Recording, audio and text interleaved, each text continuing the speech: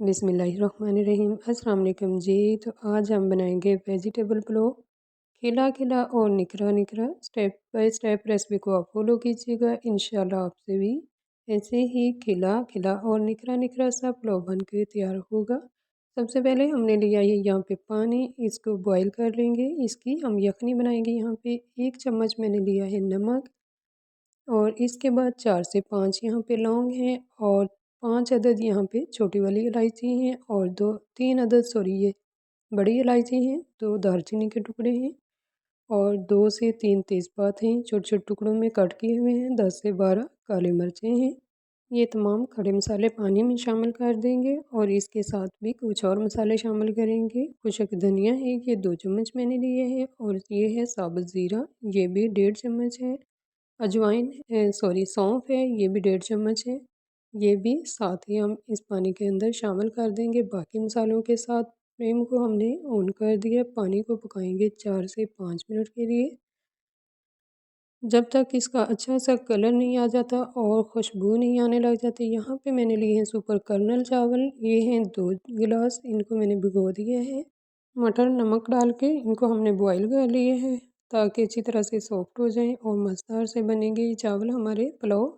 3 मिर्चें यहाँ पे मैंने हरी वाली काट कर ली हैं, ये भी पानी के अंदर शामिल करेंगे। अच्छी तरह से पकाएंगे। 3 से 4 मिनट यहाँ पे पानी को पकते हुए हो चुके हैं, और कलर भी काफ़ी अच्छा निकल आया है। अभी 2 से 3 मिनट मज़ीद पकाऊंगी मैं इनको। अब इसके बाद मैंने लिया है 150 ग्राम घी, 1 चम्मच यहाँ पे ज़ीरा शामिल किया है, और 2 प्याज कट करके शामिल कर दिए हैं। प्याज़ों को हम यहाँ पे ब्राउन कर लेंगे। इसके बाद अब हम लेंगे लहसुन अदरक का पेस्ट, और हरी मिर्चें हैं कट की ही, 2 से 3 हरी मिर्चें मैंने कट कर ली हैं। दोनों चीज़ें हम शामिल करेंगे, लहसुन अदरक का पेस्ट और कट की हुई मिर्चें बाकी हम बाद में शामिल करेंगे। यहाँ पे प्याज भी हमारा ब्राउन हो चुका है, और अब हम इसके अंदर शामिल करेंगे हरी मिर्चें कट की हुई, लहसुन अदरक का पेस्ट, ये दोनों चीज़ें अभी यहाँ पे शामिल करेंगे। इनको अच्छी तरह से फ्राई करेंगे, ताकि लहसुन की एक अच्छी सी खुशबू आने लग जाए, कच्चापन लहसुन का ख़त्म हो जाए। थोड़ा सा पानी शामिल करेंगे ताकि हमारा लहसुन जले नहीं। और इसके बाद शामिल करेंगे यहाँ पे इमली। इमली हमने बाद में शामिल की है। यहाँ पे भी अब हम थोड़ा सा पानी शामिल करेंगे, ताकि हमारी ये इमली सॉफ्ट हो जाए। आप चाहें तो यहाँ पे आलू बुखारा और इमली दोनों शामिल कर सकते हैं। थोड़ा सा पानी शामिल किया है, और इसके बाद शामिल करेंगे नमक 1 चम्मच। कुछ हमने यखनी में पहले नमक शामिल कर लिया था। 1 टीस्पून चिली फ्लेक्स, और 1 टीस्पून ही खुशक धनिया पाउडर शामिल करेंगे। इसके बाद शामिल करेंगे यहाँ पे कुछ काली मिर्च, थोड़ी सी काली मिर्च है, टेस्ट के हिसाब से आप शामिल कर सकती हैं। 1 टीस्पून भर के ज़ीरा शामिल कर दिए हैं। तमाम चीज़ों को अच्छी तरह से मिक्स करेंगे और पका लेंगे। यहाँ पे अब हम दही शामिल करेंगे। दही मैंने लिया है घर का बना हुआ, आधा कप दही है गाढ़े वाला। अच्छा और गाढ़ा दही यहाँ इस्तेमाल करना अब ज़रूर, आपका पुलाव बहुत ही मज़े का बन के टेस्टी सा तैयार होगा। कलर के लिए थोड़ी सी हल्दी शामिल की है, आप चाहें तो शामिल कर सकती हैं, वरना स्किप कर सकती हैं। इसके साथ बहुत ही प्यारा सा हमारा पुलाव का कलर आएगा।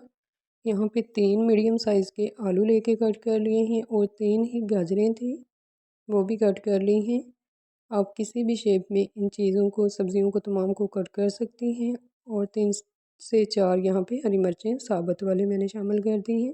तमाम चीज़ों को अच्छी तरह से भुनाई करेंगे 3 से 4 मिनट के लिए। जितनी ज़्यादा यहाँ पे प्यारी सी भुनाई करेंगे, उतना ही ज़्यादा मज़े का टेस्टी सा पुलाव बन के तैयार होगा। आधा कप शामिल किया है यहाँ पानी, ताकि हमारी सब्ज़ियाँ नरम हो जाएंगी। जो गाजरें वगैरह हमने डाली हैं, पकने के बाद पानी हमारे यहाँ भी अच्छी तरह से खुशक हो चुका है। अब हम इसके अंदर शामिल करेंगे यखनी, जो कि हमने बना के छान के रखी हुई थी। 4 गिलास ये यखनी है, छान के हमने यखनी यहाँ पे इस्तेमाल की है। मटर शामिल करेंगे, बॉईल किए हुए थे पहले से, इस वजह से मैंने ये पानी में शामिल किए हैं। आप चाहें तो आलूओं की बुनाई के बाद मटर शामिल करके फिर यखनी शामिल कर सकती हैं, लेकिन इस तरह से भी बेस्ट है ये तरीका। 2 गिलास चावल थे भिगो के रखे हुए पहले से, वो शामिल कर दिए हैं।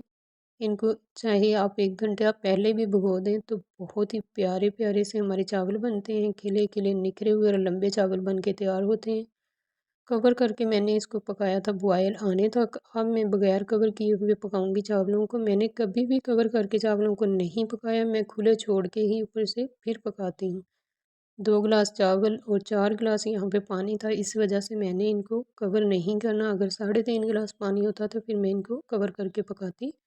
یہاں پہ پانی اچھی طرح سے خشک ہو گیا ہے، جو رہتا ہے وہ بھی خشک ہو جائے گا جب تک میں باقی کی یہاں پہ سبزیاں استعمال یعنی کہ شامل کروں گی۔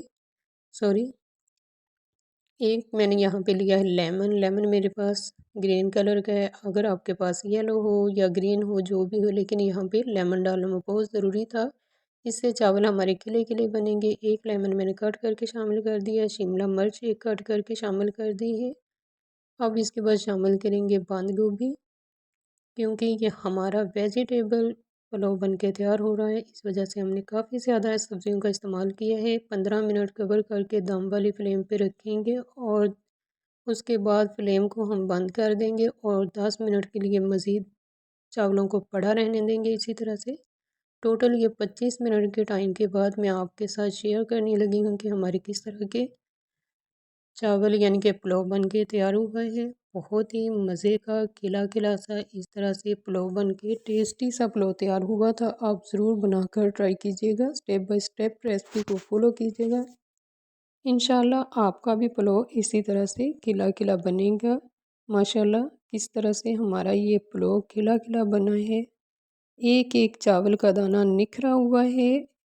آپ ضرور بنا کر ٹرائی کیجیے گا، کوشش کیجیے گا اسی طرح سے آپ کے پاس بھی یہ پلاؤ بن کے تیار ہوگا۔ ماشاءاللہ بہت ہی خوبصورت سی لک آئی ہے ہمارے پلاؤ کی، اور بہت ہی ٹیسٹی اور مزیدار سا ہمارا یہ پلاؤ بن کے تیار ہوا ہے۔ ملیں گے نئی ریسپی کے ساتھ، اللہ حافظ۔